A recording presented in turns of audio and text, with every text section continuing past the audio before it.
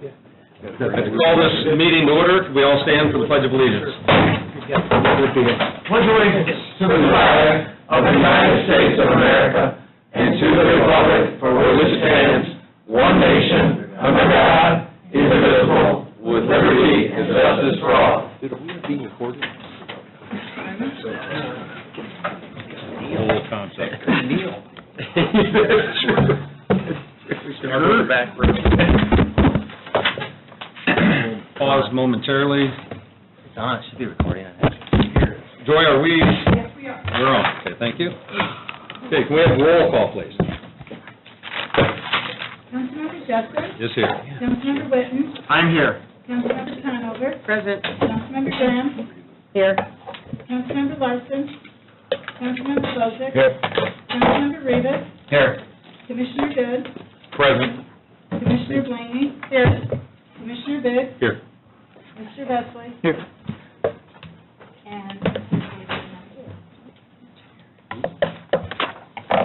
I believe Jeff Larson just walked in the building, so he'll be joining us shortly. Starting off with the foundation agenda, we'd like to go ahead and start with the Capital Cities presentation.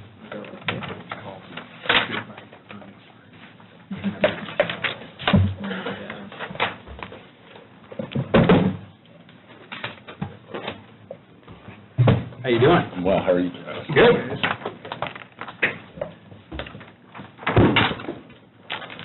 So we put books in front of you that are representative of the results from the second quarter of 2017. We'll be covering that today, so if you just flip open, if you would, to the considerations and observations page. I want to introduce Peter Harvey, who is a new face to you all here today. He is actually somewhat new to our firm as well. He's a consultant that's been with us for 6 months, and he's going to be covering the top item on your agenda there, basically the portfolio construction and spending analysis that we'll be covering after we go over the report. Before we get into the report, though, the considerations and observations page basically just points out some stuff that we want to make you aware of that we think is important from the perspective of our oversight of the funds. The first one is the Harbor Capital Appreciation Fund. One of the managers within your fund, they recently released a new share class for the fund that you're invested in, which lowered the fee from 65 basis points to 57 basis points. So that will save the foundation about $9,200 a year going forward. And that took place on August 16th. So you can see those savings going forward. Back in the back where we always list the fees, it still lists the old fee. In the next report, we'll have the new fee there. I guess anything else that we need to talk about here? We show you the externally held municipal bonds. There were some maturities which we put back into the fund. $2.7 million in principal was received in August, so that was invested into the fund when those bonds matured, and we're continuing to track that. On page 21, it shows you the schedule of all of the external bonds, but we're going to be talking about the broader portfolio today. If you'll turn to page 1, it is a market overview, and I'll just give you a broad market overview. We're talking, even though we're near the end of the third quarter, we're talking about the second quarter ending June 30th, 2017. What happened from a broad market perspective, kind of the risk on trade continued. That sentiment continued. Investors continued to move money into equity investments. The S&P did well. For the quarter, it had a 3.1% return, so it continued to kind of grind higher. Returns were stronger, based on stronger than expected corporate earnings. 75% of the S&P 500 companies beat analyst expectations, so it drove positive returns across all styles of equity investing.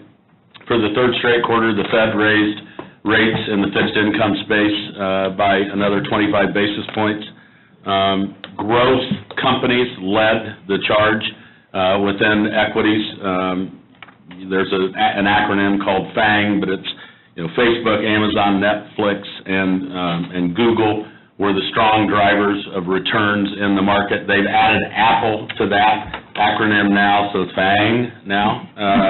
But 22% of the 3% return of the S&P 500 was accounted for by those 5 stocks. So if you look at the equity returns, which is the top bar chart there on page 1, you can see that there were positive returns across all styles of equity investing.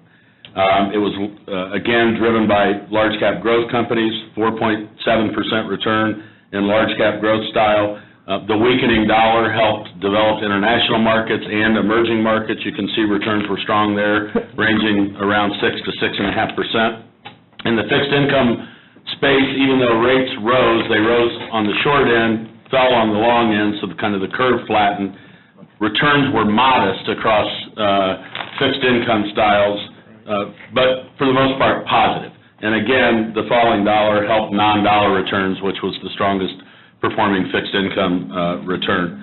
What that did for the foundation's returns on page 2 there, the summary page, so your allocation, your strategic allocation in the IPS is 40% equity, 60% fixed income. You're at 42.58 right now, so just a little bit out of balance, but not out of balance to where we have to rebalance. You ended up the quarter with just shy of $160 million. You had a 2.4% return for the quarter. The trailing 12 months, just under 9% return for the quarter.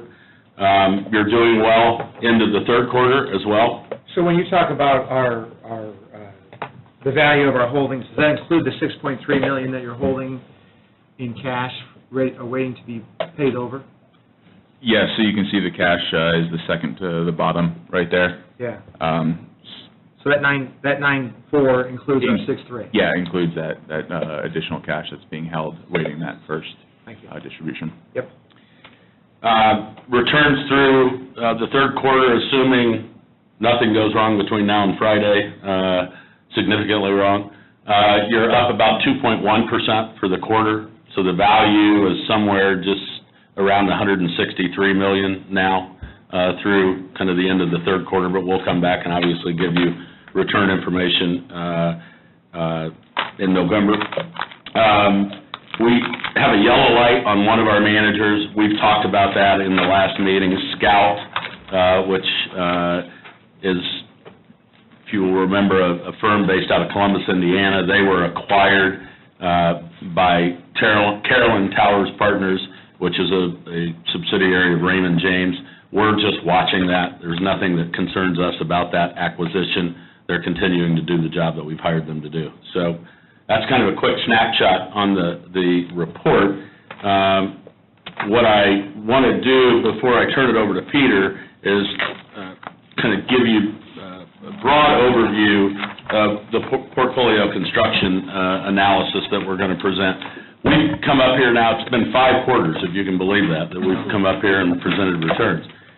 This is the first project that we've really ever presented to you, and this is something we do on your behalf and, quite frankly, on our behalf, to make sure that we're all complying with our fiduciary obligations to the participants. And so we're going to talk about the portfolio construction, what we decided on when we first invested the funds. We're going to revisit it because it's something we do on an annual basis. We're going to talk about spending a little bit as well. I know that you guys are still kind of talking through the spending side of the equation. We're just going to try to give you some thoughts that you can kind of keep in mind as you have that discussion. And I'm going to turn it over to Peter and let him go through this presentation. Great, because we don't have enough stuff to spend. It's great to have some new options.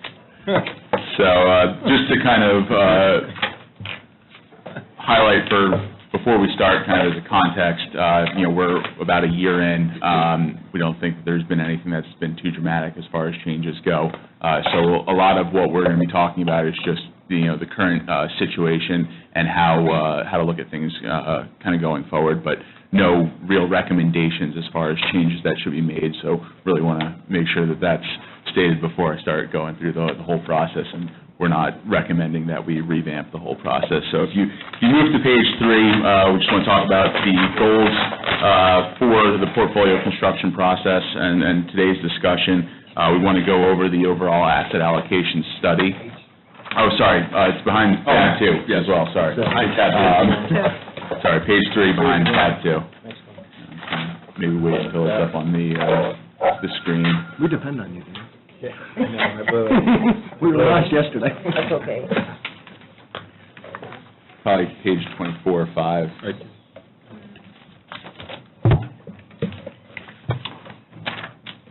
Yeah, 1 or 2 more pages from there.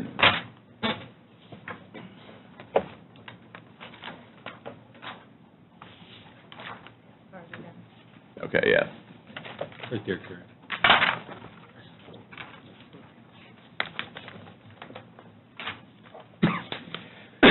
Is it a separate, is there another file on it? Is there another file that says portfolio construction on there?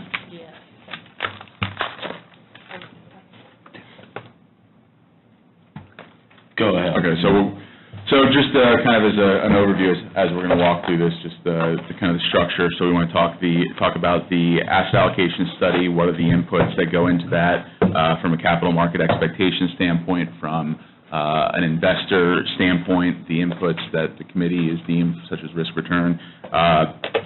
We want to talk about the current asset allocation mix and show you some other mixes around there. And when we talk about the asset allocation mix, we're talking about the proportion of the portfolio invested in stocks versus bonds, touch on the spending policy, and then also do a manager structure review.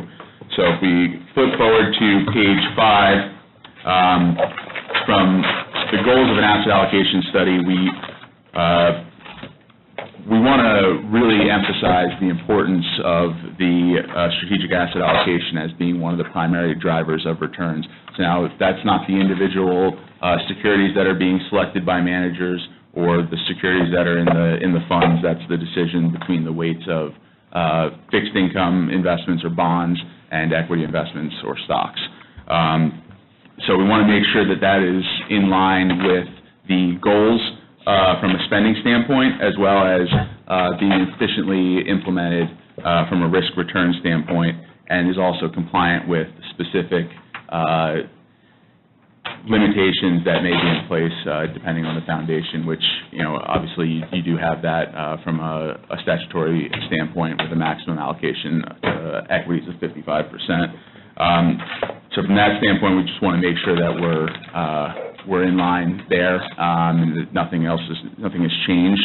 We're pretty happy with that. The 2 components that really make up the construction analysis are on page 6 are the capital market expectations, which are inputs that an investor can't affect. Those are the returns that were given by the markets. That's the risk that's being given by the markets. But there on the right, the principal investor inputs are the types of decisions that you can control from a risk tolerance standpoint, asset class preferences, whether it's large cap equities, small cap equities, and types of different fixed income securities that you're electing as well. So moving forward, to go into the capital market expectations on page 8, one of the major themes that we've been seeing in the market has been this reduction in expectations for asset class returns due to a number of things, but I would say most specifically the strong performance that we've seen in different asset classes, as well as where we may be from a policy standpoint in the markets. So to draw your attention just to the top line for illustrative purposes, broad domestic equities on a 10-year standpoint, for 10-year geometric return, which is just your annualized return expectation, we're looking at a 6.85% return for broad U.S. equities. For context, last year when we did the initial study, that expectation was 7%. So you can see they're being pared down across asset classes. On page 9, we want to just go over the individual risk tolerances and time horizon that the foundation has, and highlight that it's very important to keep in mind also that the majority of returns going forward to sustain the foundation are going to have to come from market exposure, given that it's not receiving contributions like other types of foundations could be receiving. So we want to keep that in mind, but we also want to highlight that with added return expectations, or if you want to increase your return expectations, that can't be done efficiently, really, or effectively without adding risk to the portfolio. So we want to be mindful of that as well. And then from a risk tolerance standpoint, we want to make sure that we're continuously thinking about what the risk tolerances are, what is the maximum drawdown that you would be willing to stomach over, a short period of time or a longer period of time, and make sure that the portfolio is taking that into consideration. And then from a time horizon standpoint as well, we want to make sure that we're keeping in mind that the spending policy is driven by returns as it stands right now from an annual standpoint. So we want to be longer dated when we're looking at things, but we also have to be cognizant that the spending policy would be affected from a short-term standpoint as well. Yeah, so if we ever lose money, we'll just have to let you guys go. No pressure. So when we look at the asset class preferences, this is coming directly from your investment policy statement from the target on page 10. We're looking at your target allocation of 40% equity, 60% fixed income. That is has different levels to it with different types of underlying investments as well. We think this is, obviously below your 55% maximum allocation, but still representative of the exposure that we were initially trying to capture. And I just will say real quickly, the diversification within your fixed income portfolio has really been helpful to you in the interest rate environment where we find ourselves today. So the active managers that we have in there have really done a good job. Yeah, and that, if you think back to what Joe Bill just said about the market, with the fixed income market being relatively muted and negative, well, your managers were actually positive, and that led to a lot of the good performance that we've seen over the last quarter and rolling 12-month period. So from a spending policy standpoint, we just want to give you an illustration on page 11, what a 5% spending target really means and what it looks like, and what investment return you need to actually achieve in order to sustain that in real terms. And when I say real terms, I mean inflation-adjusted terms. So if you take just that pure 5% spending policy, add 2.25% for inflation, which is what we're currently at, or projecting at, and you don't have any contributions, and there's no outside growth in the underlying investment pool, you need to generate a 7.25% return to maintain the purchasing power of your spending policy. What we're happy about is you've built into your policy the way that you've written the language up to 5%. So you've given yourself flexibility to go lower, obviously, in a tough return environment, which we are all for. Yep. So with all of that said, want to flip to page 13, and we can give you just a view of what individual portfolios would look like from a return and risk standpoint, based on both in the middle you've got your current portfolio, as well as different portfolios with different mixes of fixed income and equity. And as you can see, right now you're right around that 5% based on capital market assumptions, whereas if you were to move up to 50-50, you could perceivably get a higher return, but when you see that projected standard deviation level, you are taking on more risk to do that. And vice versa, you could move down the scale, or move down the equity spectrum as well. So that's just to really show you what it looks like from a numerical standpoint. We're at 40/60, right? Correct. So that's 40/60 right in, is the current mix. And the first number is equity, second number is fixed income. And what's important about this page is even though we've had great returns over the 5 quarters you've been invested, your expectations should be back to 5, quite honestly, going forward, just so that everybody's kind of in a realistic space. And that's why it's important to kind of look at this and think about it, because the market's not going to continue to just go straight north. Well, I think that, in discussions we've had in the past, that we understand that there's going to be some years where we're not going to realize that kind of return, but in the years that we perhaps might realize a net return above 5%, of course, the extra is going back to the principal, and that's almost like a build-up or a rainy day, for lack of a better term, to Correct. get to the rougher. Absolutely. So moving on to page 14, we actually have some graphs that will help to illustrate this the same concept that we had.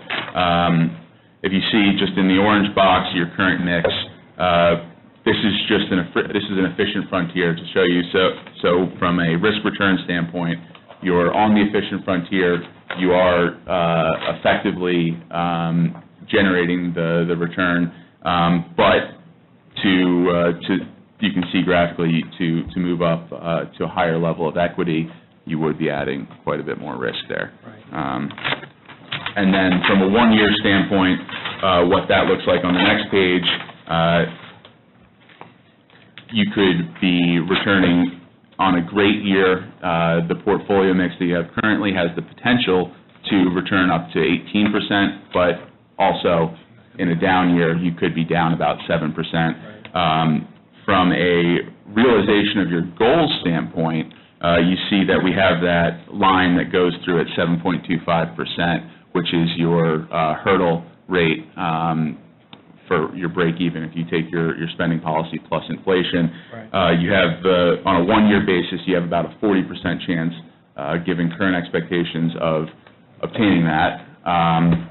And you also have, at the same time, you have a 75% chance of generating a positive return in any given one-year period. And then from a 5-year standpoint, you can see what that looks like if you compound those returns over a 5-year period. The likelihood On the next page. That's 16. The likelihood of generating a positive return goes up significantly, whereas that higher return expectation being above what you're targeting in the asset allocation goes down. It's just you expect to come back down towards that 5%, which is your median return on the five-year period. So what this all means in considering the portfolio construction as it stands now, we want to kind of temper expectations going forward. We don't want to say, these markets will continue on into perpetuity. Your spending policy should be you're going for 7%. We want to really kind of temper the risk-on sentiment that's been driving markets as far as the portfolio construction goes, and let you know, kind of, as some investors are attempting to capture that upside, we're not really seeing that you're being compensated for the additional levels of risk that you would be taking in order to achieve that. So from a broad market standpoint, we think that in the fixed income markets, they've been a bit of a conundrum for investors, but with that said, we think that the active positioning that you have there has definitely been helpful and a benefit. But across the board in the entire portfolio, you have a nice mix of both active and passive managers, so you do get that diversification effect kind of throughout the portfolio. And we're continuing to look at the passive side of the portfolio because new share classes are being introduced, it seems almost daily, because there is a pressure on fees. So we'll always be looking at how we can save the portfolio money at any chance we get. So if we flip to page 19, just a few things to keep in mind as the spending policy evolves and we get more quarters under our belt here. We want to consider whether or not the current spending policy of up to 5% is reasonable given the expected return environment for the portfolio, and we think it is. We think that up to 5% language is key, giving yourself that flexibility to not necessarily have to go that full 5%, knowing that, we could be entering an environment where returns are a little bit more modest. But as you get more and more quarters under your belt, the thought of whether or not there's some sort of a smoothing methodology used in calculating that 5% would be something that you should consider going forward.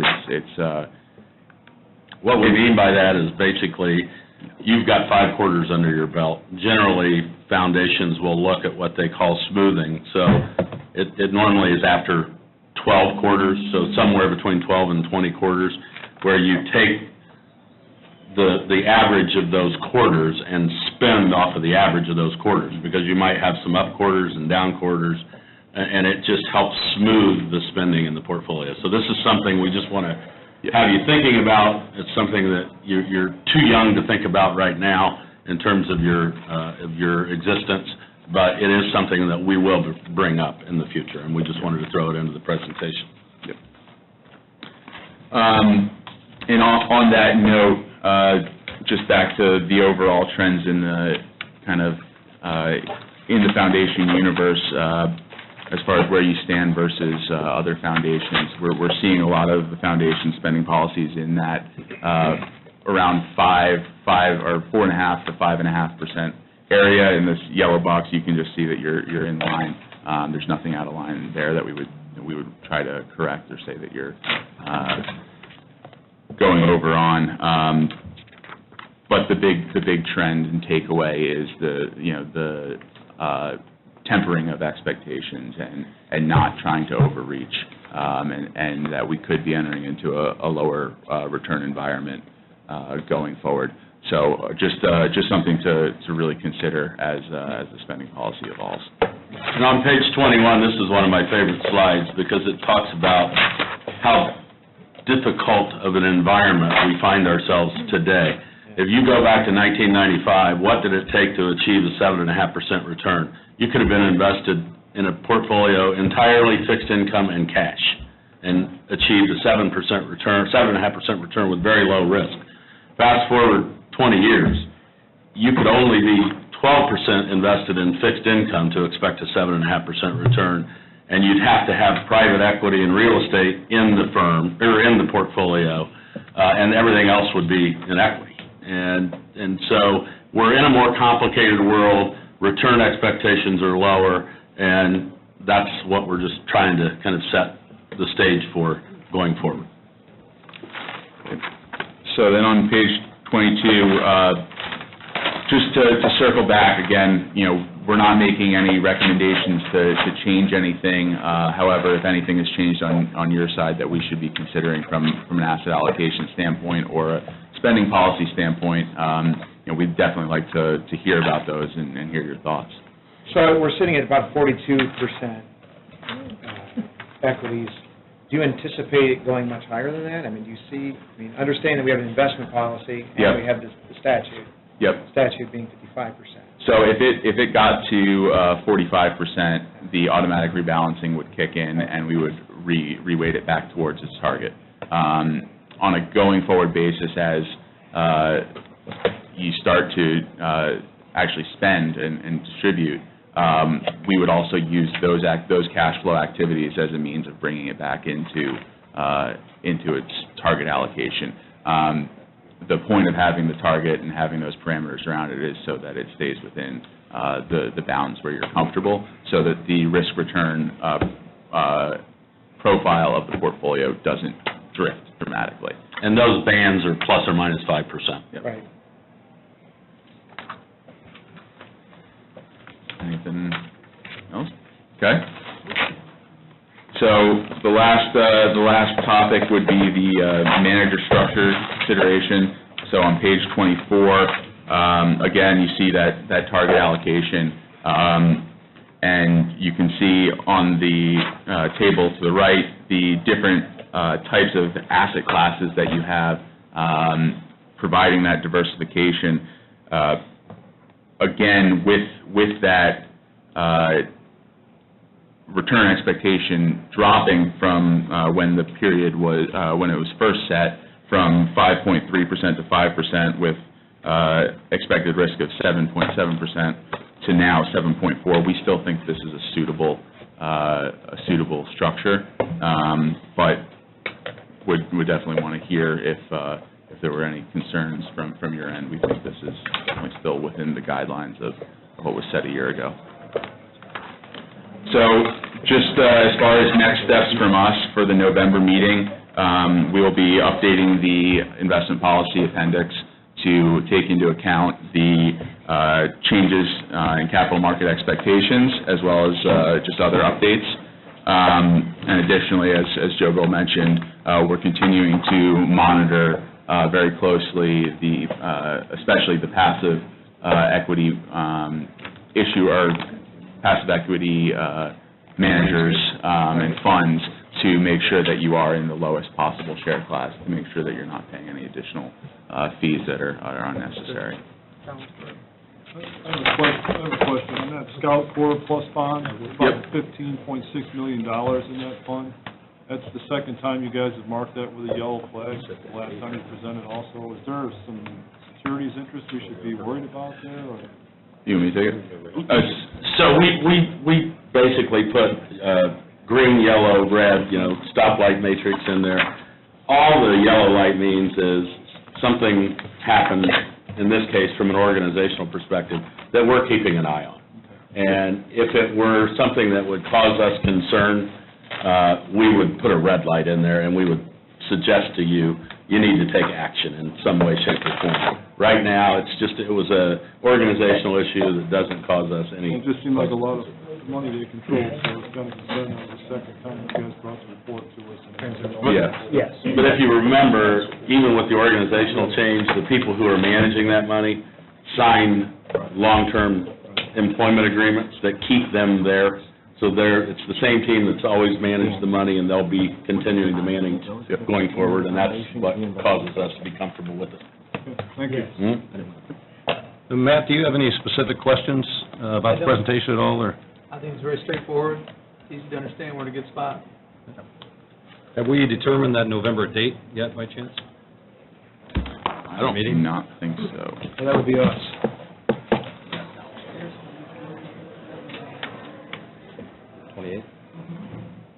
November 28th, does that work for you folks? When's Thanksgiving? The 23rd. A week before that? 28th works for me. 28th good? Yep. Is that a 5 p.m.? Foundation probably would be. Yeah, 5 o'clock. Good, yeah, thank you. 28th, 5 o'clock, and that'll be in advance of our regular scheduled council meeting. Thanks, guys. Thank Appreciate you. it. Appreciate the update. Safe travels home. Thank you, Nick.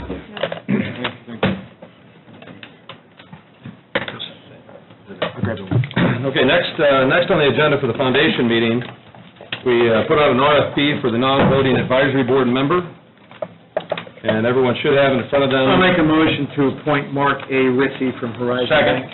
Motion on the floor that has a second to appoint Mark Ritchie to be the non-voting advisory board member. Any discussion? All those in favor signify by saying aye. Aye. All those opposed? Motion carries. Mark is appointed. Next, we will move on to the attorney's report. If I could jump in here, Mike, I'm not the attorney, but I am one. I do play one of the few games. I knew that was coming, that's what I was going to say. So, we have this resolution, and I think that's what you're getting ready to talk about. So, looking back, there have been some questions between the boards about exactly how we're going to fund or mechanize the monies that we're budgeting against the earnings and how it will come into the county. So in speaking with Commissioner Good, Scott McClure, and many of you others, we tried to find the path of least resistance, or at least the most transparent, and understanding a couple of things. One is that we typically budget about $2.4 million for operations against the hospital interest, which will now be foundation earnings. And then in talking about the bond payment, we were anticipating about $2.1 million for the bond payment. So in talking with Jeff and Scott, it seemed like since our bond is, it would make sense the bond payment be paid out of seeded, since it's seeded backed. And so I'd asked Scott and Jeff to find a couple of things that are currently being paid out of the seeded funds that we could replace with foundation earnings, and then that would free the money up in the seeded to make the bond payment. And I think that which is why we came up with that foundation budget, which we'll be talking about at another meeting. So it seemed like the jail medical and the 911 came to about $2.1 million. So in speaking with the auditor, when we put together, when I had to put together the foundation budget, I had to put those items in there, along with some other things, so that we can sort of move forward with a sum certain that we're budgeting against out of this foundation earnings. To do that sort of stuff, as you may recall from before, we as a foundation have to do a resolution authorizing the transfer of the foundation earnings. Now, we are looking at next year, so the number's $4.5 million. So I've got a resolution here for everybody that would authorize and direct the transfer of the $4.5 million I'd like for us to consider. That will enable us to move that money over. And as you'll note from the emails and the conversations that we've had as of recent, the thought and idea is that we're going to have this foundation budget, we're going to have a fund that the commissioners are establishing for the deposit of those monies. I guess we can call that a holding fund. I think, Jeff, you came up with that. And then out of that, we will authorize the transfer of those things that are necessary to satisfy our budget needs. And then those things that we don't need or transfer out will remain in the holding fund until such time that this foundation decides those things that we wish to spend that money on. And we can talk about that another day, too, because that's probably a much longer conversation, to say the least. So this is short and sweet, guys. It just basically authorized the transfer of, by the auditor, of $4.5 million to cover those items that I just suggested. So if someone would like to, if you have questions, please ask me. I'll make a motion. I'll second. Motion on the floor that has a second for the resolution on the foundation budget fund that's presented before you. Any discussion? Sounds good to me. And then the commissioners will follow up October 3rd with the second reading on one of the funds and first reading on the other funds. That should give you guys we can get all the process going. How many copies do you want? We're passing it around this way. It's coming down. How many signed copies do you need? Vicki, just one? One. Vote on it, right? It's coming. Heading your way. Any You down there, additional, you down there are always on it. any additional discussion? No, sir. Seeing none, we'll have roll call, please. Councilmember Witten. Yes. Councilmember Conover. Yes. Councilmember Graham. Yes. Councilmember Larson. Yes. Councilmember Bozick. Yes. Councilmember Rivas. Yes. Councilmember Jessen. Yes. Commissioner Good. Yes. Commissioner Blaney. Yes. And Commissioner Biggs. Yes. 10 in the affirmative. And when we get to that public hearing on the foundation budget, you're going to note that the budget is advertised higher, thoroughly expecting that it's not going to remain high, but I asked the auditor to shoot high, because as you know, we can reduce, but we cannot increase. So don't be shocked by the figure. It won't drive off a lot at that price. Vicki, is that correct? Yes. Thank you. All right, very much. Thank you, Dan, and for all of you who worked on that particular resolution and coming up with a framework for it. Any additional information on the attorney's report? No. Seeing none, we'll move on to any other matter that may properly come before the board. Motion to adjourn. Second. Motion on the floor has a second to adjourn. All those in favor signify by saying aye. Aye. All those opposed, meeting adjourned.